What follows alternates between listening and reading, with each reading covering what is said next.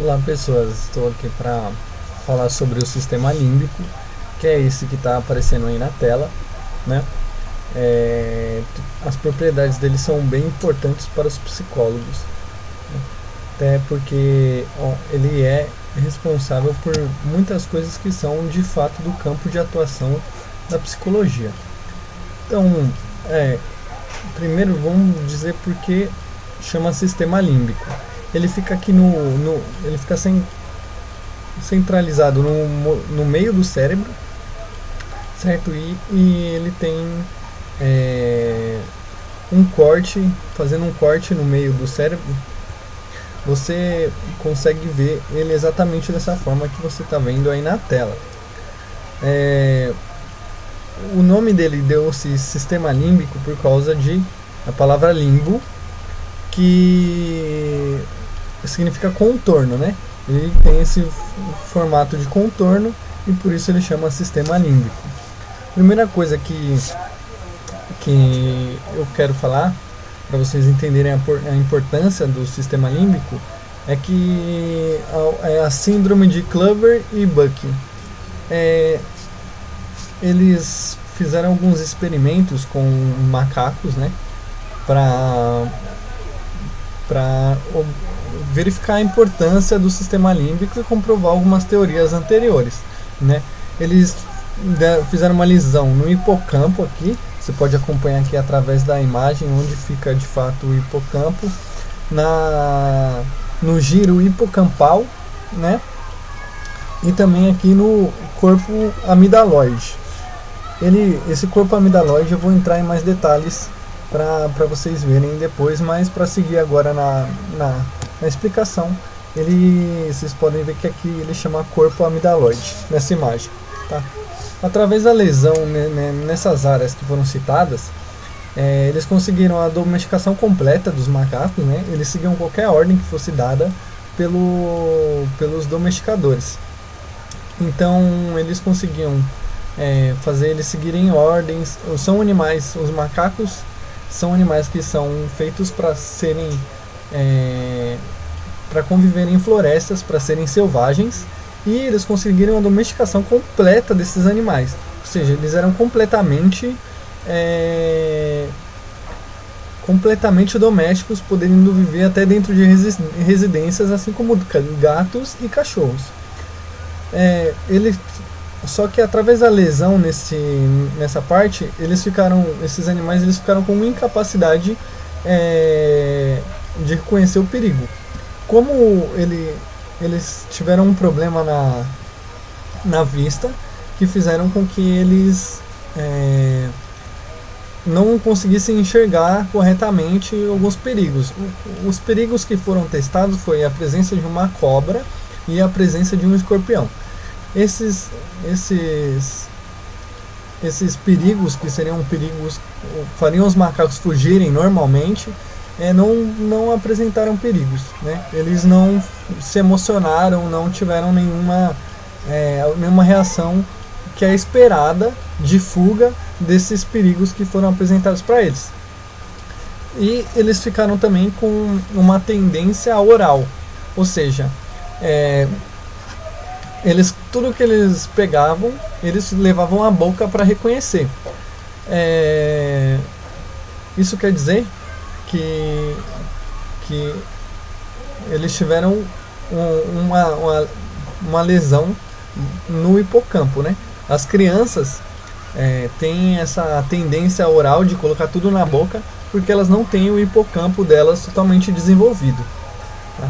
E também, devido à lesão nessas partes, por último, né, eles tiveram uma tendência hipersexual. Eles tiveram uma tendência hipersexual. Isso quer dizer que eles sempre estavam procurando parceiros sexuais, tanto parceiros do mesmo sexo quanto parceiros do sexo oposto. E quando eles não conseguiam parceiros, eles se masturbavam. Então eles estavam com uma tendência sexual fora de controle, né, devido à lesão dessas partes. Agora, o sistema límbico ele é dividido em duas partes, nos componentes corticais e nos subcorticais. Agora eu vou falar um pouco sobre os componentes corticais. O primeiro que eu vou falar aqui, que vocês podem acompanhar, que é o giro do símbolo, essa parte onde tem umas setinhas seguindo por ele. Tá? Ele é composto basicamente de axônios que fazem a conexão entre o córtex e o sistema límbico, né?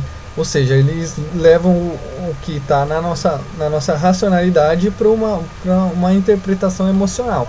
E ele tem uma parte importante na recuperação de memória, no aprendizado e também no condicionamento. Então, se os macacos que foram citados anteriormente foram capazes de ser domesticados, foi por causa dessa lesão no giro do símbolo que eles fizeram. Vamos lá, agora o giro hipocampal. Vocês podem acompanhar aqui que seguindo o giro do símbolo é onde vem as setinhas, e aí vem o giro hipocampal, que é onde onde ele está indo umas setas dele para dentro do hipocampo. Ele é responsável por fazer codificação e recuperação da memória. Os casos de esquizofrenia, as pessoas que têm esquizofrenia, né, elas apresentam uma dificuldade, um problema nessa parte do cérebro. Essa parte do giro hipocampal também, ele tem uma função de ajudar a gente no reconhecimento de locais e ambientes. Então, se a gente tem dificuldade, se alguma pessoa ou nós tivermos dificuldade de reconhecer ambientes e nomear esses ambientes, como florestas, indústrias, enfim, algum ambiente, se a gente não consegue reconhecer ou nomear, claro que se a gente não conhece, a gente não vai nomear, mas se a gente já conhece, está com dificuldade disso, é algum problema nessa parte do giro hipocampal. Tá? E alguns elementos de linguística, como o sarcasmo, são interpretados por essa parte do cérebro. Tá? Agora nós temos o hipocampo, né? Que você pode verificar aí nessa imagem, que é a parte menorzinha, né? Ele tem um formatinho de C. Achei na internet dizendo que ele tem um formato de cavalo marinho, mas nós brasileiros não temos costume de ver cavalos marinhos, então por isso nós não vamos associar isso. Esse pedacinho que tem, vamos lá, por partes. Ele vem aqui pelo giro do símbolo, né, que é onde tem as setas maiores fazendo contorno. Aí ele tem o giro hipocampal aqui embaixo, e do giro hipocampal com umas setinhas para dentro, aí é o hipocampo. Tá? Ele é responsável por converter a memória de curto prazo para a memória de longo prazo. Tanto que essa coisa de memória emocional não existe, porque todas as memórias elas passam pelo córtex e vão para o sistema límbico. Então toda a memória ela é emocional e racional. Você não tem como lembrar de uma coisa apenas racionalmente ou uma coisa apenas emocionalmente. Sempre tem os dois. Então essa coisa de memória emocional não existe, tá? Porque você pode ver que através dessa imagem que as duas coisas são conectadas. As pessoas que sofrem de Alzheimer, elas têm uma lesão, uma deterioração nessa parte do hipocampo, que faz com que as pessoas se lembrem, né, que eles convertam as coisas de curto prazo para de longo prazo. Então essa parte ela fica lesionada. A pessoa com Alzheimer ela vai lembrar das coisas antigas, porém ela vai ter dificuldade em registrar coisas novas. Agora eu vou falar dos componentes subcorticais do sistema límbico. Nós temos aqui o corpo amidaloide, que eu citei anteriormente. Ele pode ser chamado também só de amígdalas ou de amígdalas cerebrais. O termo mais correto e o termo que eu prefiro usar é amígdalas cerebrais, para não confundir com as amígdalas daqui. E esse termo de corpo amidaloide ele é meio complexo de lembrar. Então você sempre que você pensar em amígdala, você vai pensar amígdalas ou é do pescoço, ou da garganta, né? Ou a do cérebro. Então é a amígdala cerebral. As amígdalas, elas são responsáveis pelas nossas respostas rápidas do organismo. Então toda vez que até alguns pesquisadores usam o termo de luta ou fuga, né? Se a gente for analisar, toda vez que a gente precisa responder automaticamente, por exemplo, pegando novamente o exemplo dos macacos, quando for apresentada uma cobra, colocada numa sala com a gente, a amígdala ela vai ser responsável por fazer com que a gente fuja, né, dessa cobra. E ela tem uma ativação cerebral em respostas emocionais. Eu gosto de falar que o principal sentimento da amígdala ele é o medo, né? Porque ele está internamente ligado com a autopreservação da espécie. Quando a gente precisa lutar e fugir para a sobrevivência, é a amígdala que é responsável por auxiliar a gente nesse processo.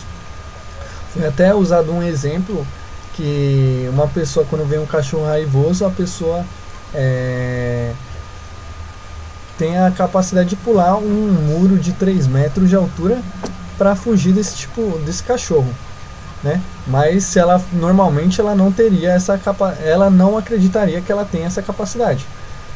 A amígdala, junto com o hipocampo, né, na liberação de adrenalina, ela vai fazer com que você consiga ter essa resposta de fazer coisas que você provavelmente acreditaria que não consegue, né? Agora temos a área septal aqui, que é aqui bem próximo ao hipocampo e o giro hipocampal, né? É uma partezinha que ela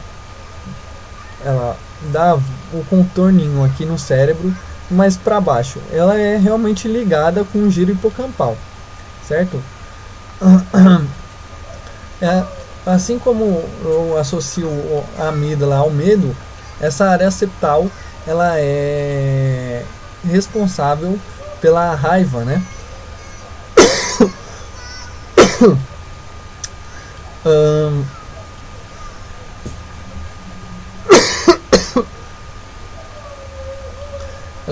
A pessoa tendo uma lesão nessa área septal, ela é tendenciada a ter uma resposta ou mais agressiva que o comum dela, ou mais pacífica. Então ela é responsável por esse controle. Se a pessoa tem respostas muito agressivas, é culpa da área septal, ou se ela tem sempre respostas calmas, é culpa da área septal também dessa pessoa. A área septal também é um dos nossos principais centros de prazer do cérebro e também ajuda na regulação visceral do nosso corpo. Finalizando aqui a nossa apresentação aqui,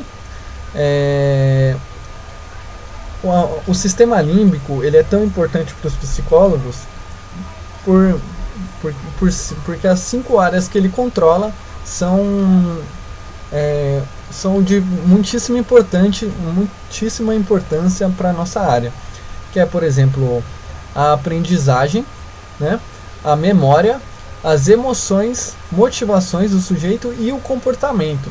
Então todas essas áreas são realmente áreas de estudo da psicologia, e por isso o sistema límbico é a parte que mais nos interessa.